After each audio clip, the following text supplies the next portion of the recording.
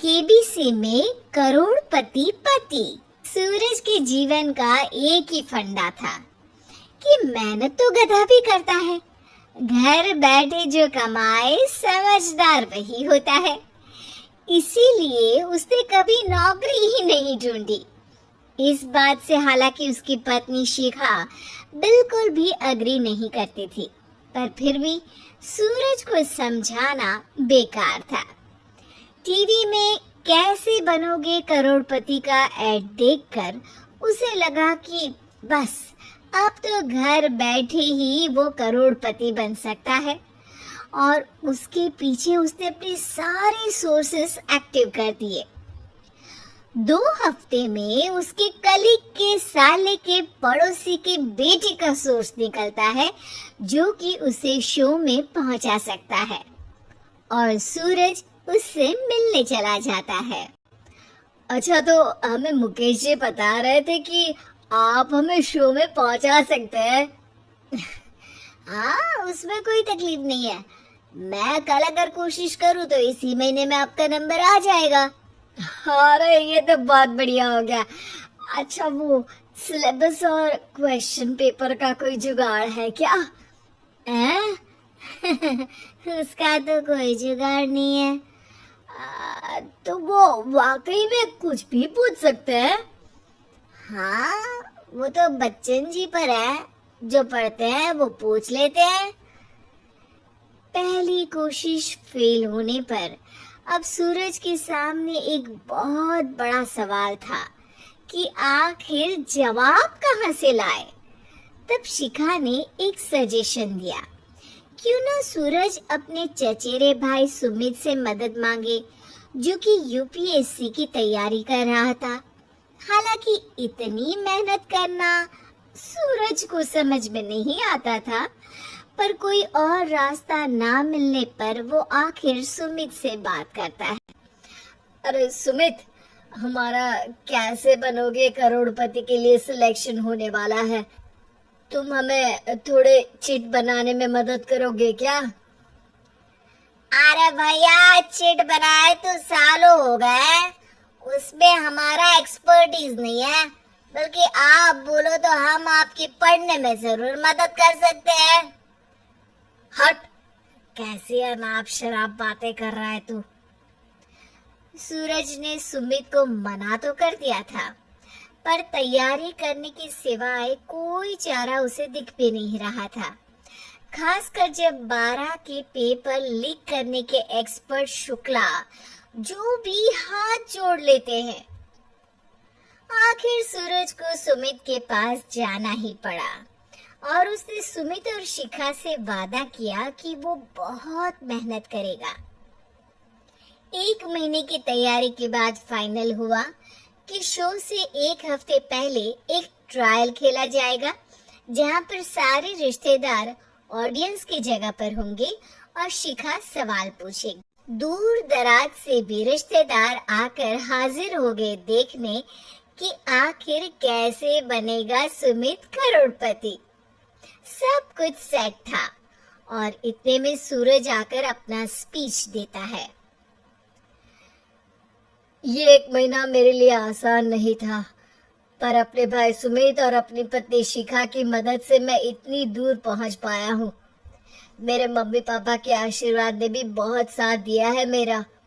मैं उम्मीद करता हूँ कि आज के शो में आप लोगों को बहुत मजा आएगा। साक्षी पहला सवाल पूछती है और पूरे कमरे में सन्नाटा छा जाता है। इंडिया में कितने स्टेट्स हैं? 3, सॉलिड, लिक्विड और गैस। अरे रुकिए, तो ऑप्शंस तो देने दीजिए। इतने में 5वीं कक्षा का चिंटू बोल उठता है।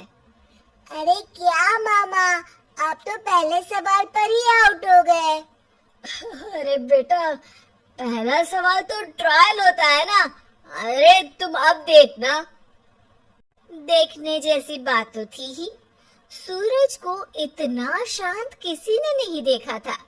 कभी कभी तो लगता था मानो सूरज आंख खोलकर ही सो गया हो।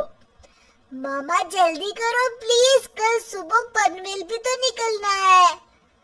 अरे हट, कंसंट्रेट करने दे मुझे। 3 सवाल में 3 लाइफ लाइन खत्म हो चुकी थी और अब चौथे सवाल पर भी सूरज का मौन नहीं टूटा। पर सूरज अभी भी हार मानने को तैयार नहीं था। उधर हर कोई सूरज को छोड़ सुमित को देख रहे थे। आखिर सुमित ने ही तो पढ़ाया था सूरज को। गजब बेइज्जती है यार। अरे बेटा, तो बाप का, दादा का, भाई का, सबका नाम बुड़वाएगा। अरे 3 लाइफ लाइन ले ली तो भी तेरा कुछ नहीं होना है। अरे कोई इतनी बात करता है क्या शो पर? अरे बेटा, शो पर तेरे जैसे भी तो नहीं आते ना।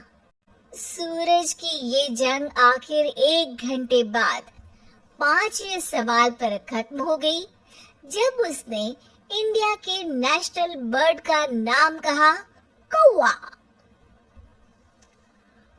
अरे बेटा, मजा तो बहुत आया, बस थोड़ा टाइम पर खत्म होता तो आनंद भी आ जाता। ताने बारिश के बूंदों की तरह बरस रहे थे और सूरज को भी समझ आ रहा था कि ये करोड़पति बनना शायद उसके बस के बाहर की बात है।